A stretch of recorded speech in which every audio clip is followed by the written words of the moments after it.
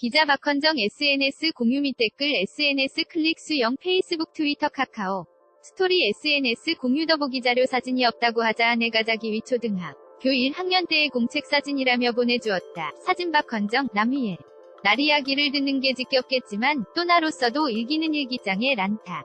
각듣기 지겹지만 오늘은 옛 이야기 한번 해봐야겠다. 초등학교 5학년 올 나가던 1979년 초였다. 별 볼 일 없던 4학년을 뒤로 하고 희망차게 새 학기를 시작하고 싶었던지 교과서를 싸기 위해 지하철역 근처에서 예쁜 포장지를 사왔다. 그때는 교과서 겉을 싸는 게 유행이었다. 보통 하얀 달 럭종이로 싸곤 했는데 돈 주고 포장지를 사왔으니 아버지께서 야단을 치셨다. 형손애가 뭘 해달라고 하면 어머니 반대에도 불구하고 지갑을 자 주여시곤 했는데 의외였다. 요즘 내가 아이들의 호들갑스러운 펜시 문구 를 접할 때 드는 생각처럼 너무 과하게 보이셨던 것이다. 그래도 마침 예비 이모부께서 집에 인사 오셔서 더는 혼나지는 않았고 오히려 장차 동서사 이가 될 두 분은 어색함도 달래건 마주 앉아 오손도 손협조와 면회책을 잘 싸 주셨다. 1학기가 시작되었다. 이웃에 살던 3살 터울 사촌동생과 겨 운해 때 국물에 절어 놀고 다니던 내게 아주 절망적인 사건이 벌어졌다.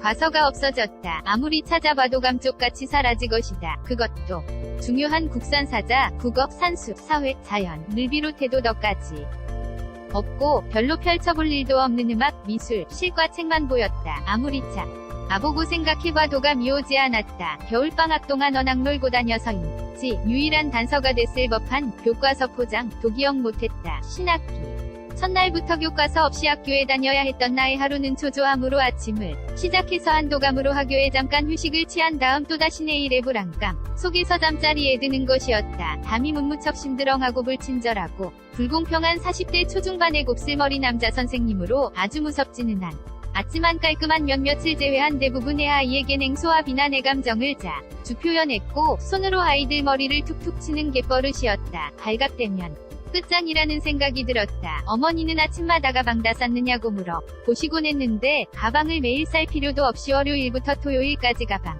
배실과 미술, 음악책을 전부 넣고 다니니까 아침에 도시락만 받아서 넣으면 되는 거였다. 교과서가 없어 스트레스 받던 1학기가 끝나고 2학기가 되자 비로소 세상 사는 맛이 나기 시작했다. 점이 학기운동의 날 점심시간 오른쪽 끝이 필자 사진 박헌정 키가 커서 교실의 가장 뒤쪽에 앉았는데 책이 없다 보니 자연스레 아이들 사이에 깊이 인물로 찍혔는지 옆에 짝이 몇 번 바뀌더니 언제부터인가 새까맣고 성격 좋은 축구부 녀석 과짝이 되어 있었다. 그때부터는 짝 문제는 편해졌다. 원래부터 눈이나 빠 안경을 써도 칠판 글씨는 보이지 않고 책도 없으니 공부가 될 리 없었다.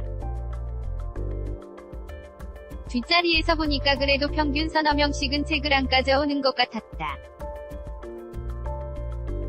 늘 책이 없던 나 역시 자연스럽게 섞여들어 불편한 마음도 차츰 사라져가 옆자리 축구부는 자기는 교과서 필요 없으니까 작기걸 갖다 주겠다고 해서 설레는 마음으로 싸흐린가 기다렸는데 이 녀석이 해맑게 활짝 웃으 몇 권 내준 책들은 아예 4학년 교과서였다. 요즘 같으면 엄마한테 말아 면 엄마가 마치 자기 잘 모신 양담임에게 전화하고 교보문고로 뛰어가고 하겠지만 그때는 그 1, 2 사건보다는 실수보다는 제약에 가까운 느낌이 어서 그 깊은 고민을 누구한테도 이야기할 수 없었다. 사방에 나르랴 단칠 사람뿐 도와줄 사람은 아무도 없는 상황으로 느껴졌다. 어느 날 기적처럼 교과서가 생겼다. 누가 줬는지 주었는지 기억나지 않지만 국어 책 화분 한 권을 손에 넣은 것이다. 표지가 거꾸로부터 표지를 본 후 첫 장 울렁기면 가장 끝 페이지가 거꾸로 눈에 들어왔다. 그래도 행복했다.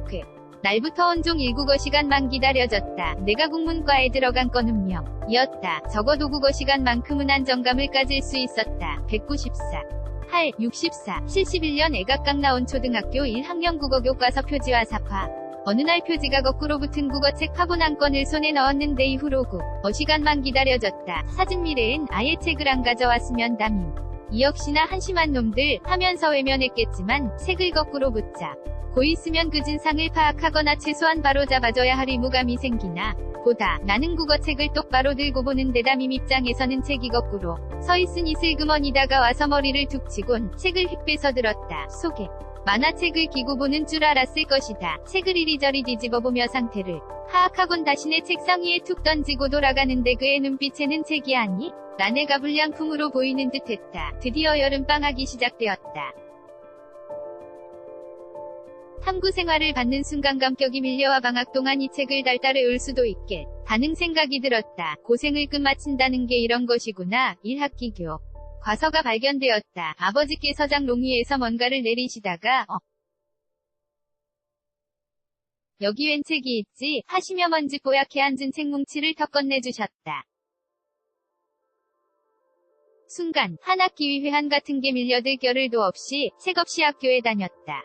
는 사실이 발각될까봐 가슴이 철렁했다. 다행히 겉이 포장지로 쌓여이.